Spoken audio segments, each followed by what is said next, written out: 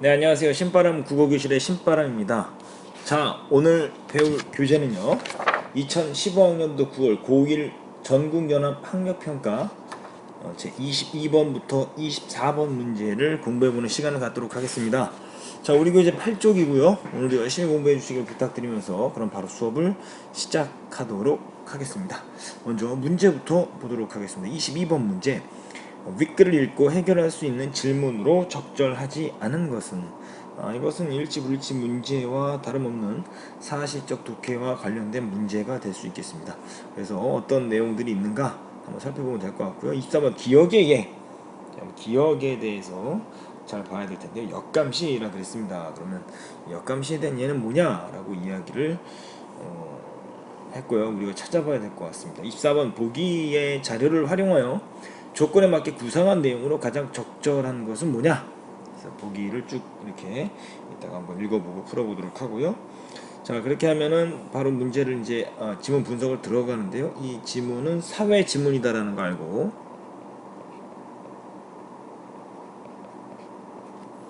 우리가 문제를 풀어보면 좋겠습니다. 먼저 첫 번째 문단입니다. 자, 18세기 영국의 공리주의자인 벤담이 처음 제안한 원형 과목 페놉티콘은, 주어가 페놉티콘이네요. 한 명의 간수가 수백 명의 죄수를 감시할 수 있다. 전체적으로 동심원 구조로 되어 있는 이 페놉티콘은 또 나오네요. 간수가 있는 중앙의 공간을 항상 어둡게 유지하여 죄수는 자신이 감시당하고 있다는 사실은커녕 간수의 존재 자체도 알 수 없었다. 이게 페놉티콘의 특징이 뭐냐면 어둡게 해서 죄수는 자신이 기억을 묶어보시고요. 감시당하고 있다는 사실도 몰랐고 간수 존재의 자체도 알 수 없었다라고 말을 하고 있습니다. 이것을 통해서 우리가 알 수 있는 건 뭐냐? 페놉티콘의 특징. 그것을 알 수 있었다라는 것을 알 수가 있습니다. 자, 그러면서 뭐라고 하냐? 반면 구입표시 바깥쪽에 둥그런 감옥에는 건물 내부를 향한 창이 있어서 자신들의 모습이 간수에게 시시각각 포착되어 죄수들은 늘 감시받고 있다는 느낌을 가지게 되었다. 벤담은 이런 페놉티콘의 구조는 죄수들에게 규율과 감시를 내면화해서 스스로 감시하게 하기 때문에 최소 비용으로 효과를 볼 수 있는 획기적인 방법이라고 주장하였다. 획기적인 방법이다 라고 주장했다. 이것이 바로 뭐냐면 페놉티콘의 장점이 되겠죠.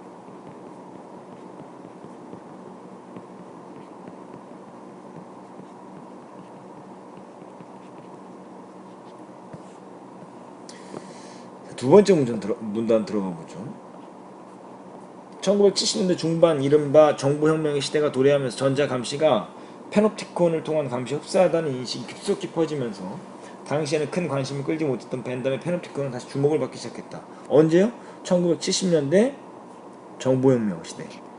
이게 페놉티콘이 첫 번째 문단을 통해서 화제다라는 것을 알 수 있고, 그때는 큰 관심을 끌지 못했지만 정보혁명 시대가 도래한 1970년대 중반부터 관심을 끌기 시작했다는 거예요. 우리가 살아가고 있는 정보화 사회에서는 컴퓨터 데이터베이스를 통해 막대한 양의 정보가 수집되고 있으며 CCTV는 도로와 거리, 건물 내외에 자리잡고 우리의 일상을 지켜보고 있다. 또한 플러스 신용카드와 같은 전자결제를 통해 나의 소비 정보가 고스란히 드러나고 심지어는 전화통화 문자 내용까지 저장되어 필요할 땐 다시 복원할 수도 있다. 바야흐로 정보 수집을 통한 감시와 통제, 즉 전자 페놉티콘의 시대가 시작된 것이다. 그러니까 이것은 두 번째 문단을 통해서 알 수 있는 건 뭐냐? 전자 페놉티콘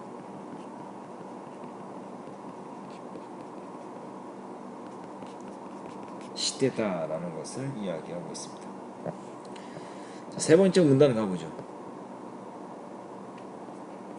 여기서 정보는 벤담의 페놉티콘에서 시선을 대신하여 이 정보는 벤담의 페놉티콘에서 시선을 대신해서 규율과 통제의 기제로 작용한다. 일단 이 둘은 불확실성에 공통점이 있다. 이 둘의 공통점 불확실성. 그러니까 정보와 시선의 공통점이겠죠.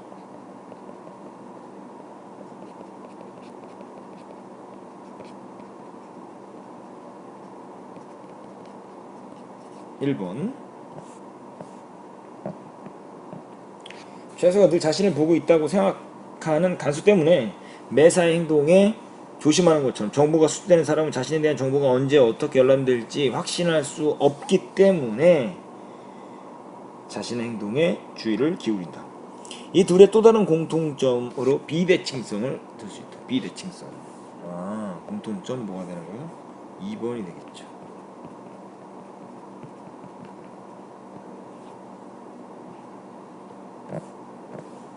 페노티콘의 죄수는 볼 수 없고 관수만 볼 수 있게 만든 시선의 비대칭성이 있다면 전자 페노티콘에는 수집된 정보에 대한 접근의 비대칭성이 존재한다. 방대하게 수집되는 정보를 열람할 때 접근자의 신분에 따른 차등을 두는 것이다. 이 정보와 시선의 공통점이 있는데 이 전자 페노티콘 시대에서는 불확실성과 비대칭성의 특징이 있는데 이것을 통해서 현대에 살아가고 있는 사람들은 첫 번째, 이 불확실성을 통해서 행동에 주의를 기울이게 되고, 두 번째, 접근의 비대칭성이 존재하기 때문에 신분에 따른 차등을 두게 된다라는 걸 배웠습니다. 그럼 네 번째 문단 들어가 보죠. 정보혁명 시대를 거쳐 정보의 바다인 21세기를 살아가고 있는 우리는 전자 페노티콘에 어떻게 대처해야 할까? 물어봤어요. 이거에 대한 대답하겠죠.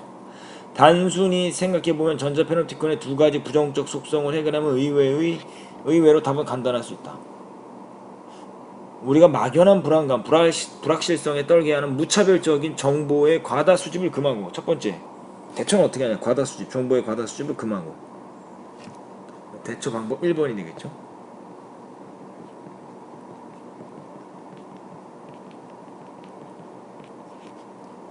두 번째, 이미 수집된 정보에 대한 접근을 좀 더 평등하게 만드는 것이다. 정보에 대한 접근을 좀 더 평등하게 만드는 것. 대처 방법 2번.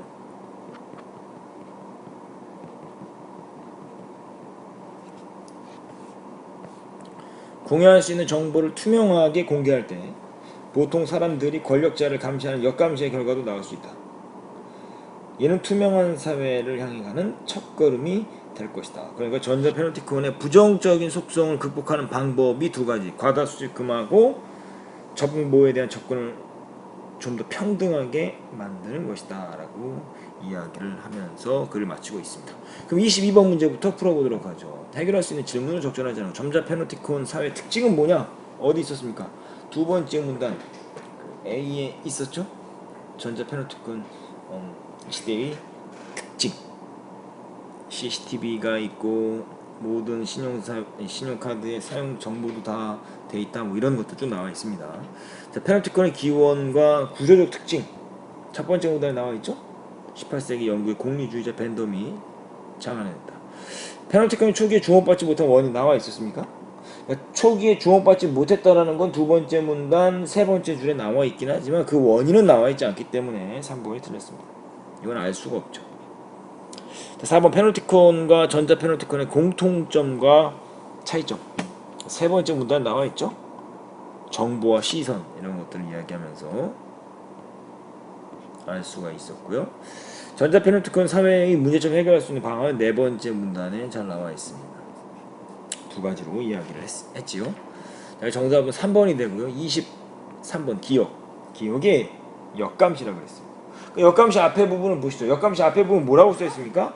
권력자를 감시하는 역감시라고 그랬어요. 그럼 권력자를 감시하고 있는 게 역감시다라는 걸 생각해 보면서 문제를 풀어보시면 쉽게 풀 수 있습니다.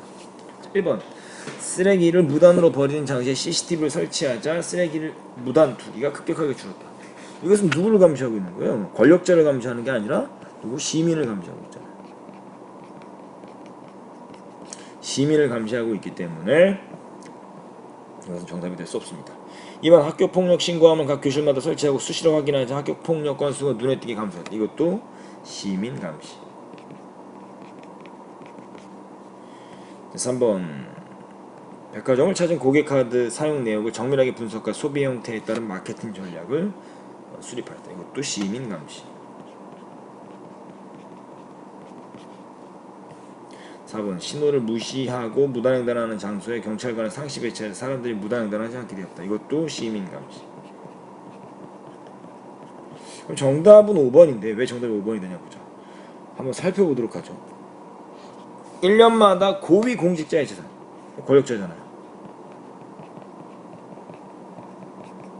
공공기관에 등록하게 하고 신고 재산을 언론에 공개하자. 공직자의 비리가 많이 줄었다. 권력자에 대한 감시. 맞죠? 정답이 5번이다 라는 것을 알 수가 있습니다. 24번 보기를 활용해서 조건에 맞게 구성한 내용. 자, 서구에서는 19세기 초부터 정부가 주체가 되어 대대적인 조사 활동을 벌였는데 국민에 대한 대대적인 조사 활동을 벌였다라는 거예요. 그럼 이것은 뭘 의미하냐면 국민에 대한 정보 수집이 되겠죠? 그랬더니 나이, 가족수, 가구, 수입, 주거, 환경, 범죄 기록, 작업, 환경, 질병 등의 광범위한 조사였다. 정부는 이 조사 결과를 분석해 새로운 법률과 정책을 위한 기초 자료로 활용하였는데 이는 오늘날 모든 국민에게 기초적인 삶의 질을 보장하는 복지사회로 가는 초석이 되었다. 그러니까 이 국민에 대한 정보 수집이 긍정이었어요, 부정이었어요? 이건 긍정적 측면이었잖아요. 근데 윗글은 어땠냐면 부정적이었죠. 왜냐하면 네 번째 문단 세 번째 줄에 전자페노티콘의 두 가지 부정적 속성이라고 이야기하는 걸 통해서 우리는 글쓴이가 전자페노티콘에 대해서 부정적인 생각을 갖고 있지만 이 보기는 긍정적인 생각을 갖고 있다는 거예요. 그래서 조건을 보시면 목적 A에 대한 비판적 고찰. 보기를 가지고 지문을 비판해라. 두 번째, 문맥에 맞는 비유적 표현을 활용해라. 선생님이 이렇게 풀라고 이야기했었죠. 옆에다가 쓰는 거예요. 뭐라고 쓰냐면 비판해라. 두 번째 뭐예요? 비유적 표현이 들어있냐? 이걸 찾아보자 이거죠. 한번 보도록 할게요. 자, 정보와 사회 역기능만을 중점적으로 다루고 해결책을 제시한 글쓴이의 태도는 문제가 있어. 좀 더 새로운 시각이 필요해. 해결책을 제시한 글쓴이의 태도 문제가 있어. 비판은 있죠. 하지만 비유는 없잖아요. 2번 소 잃고 외양간 고친다는 말이 있잖아. 비유 있네요. 이미 정보와 사회의 폐해는 돌이킬 수 없는 지경이 되어버린 낙관적 전망만 해서는 안 되겠지. 낙관적 전망만 해서는 안 된다. 비판이 있어요, 없어요? 없지요. 비판이 아니라 뭐하고 있어요? 지금 동의하고 있는 거잖아요. 3번 양날의 검처럼 비유법 쓰는 사람에 따라 이로울 수도 불리할 수도 있는 거야. 사회현상에 대해 한쪽 면만 보고 편협한 생각을 하는 것은 문제가 있어 라고 비판하고 있지요. 그렇기 때문에 정답은 3번이죠 4번 시간은 천금이라고 했어. 비유 있지요. 복지국가 건설이란 커다란 목표를 실현하기 위해 국민 개개인의 희생이 어느 정도 필요하다는 의견의 타당성이 있어 보여. 비판하는 게 아니라 동의하는 거죠. 구슬이 서말이라도 깨어야 법에다. 비판 있지요. 비유 있지요. 말처럼 아무리 좋은 정책이라도 기초가 부실하다면 그 효과는 오래가지 않을 것이라는 생각에 전적으로 동감합니다. 이건 뭐 비판인지 동의인지조차도 알 수 없는 논점 일탈의 내용이다 라고 말씀드릴 수가 있습니다. 자, 이렇게 해서 24번까지 오늘 공부했습니다. 오늘 배운 내용을 오마이노트에 정리하시고요. 반드시 복습하시는 시간을 갖길 바랍니다. 무엇보다 중요한 것은 여러분이 맞든 틀리든 여러분이 선택한 정답에 대한 근거가 확실하지 않다면 그것을 수정 보완하는 시간이 반드시 필요하다는 거 기억해 두시면 좋겠습니다. 자, 오늘도 열심히 공부해 주셔서 감사합니다. 그럼 다음 시간에 다시 만나요. 소년이요 야망을 가져라.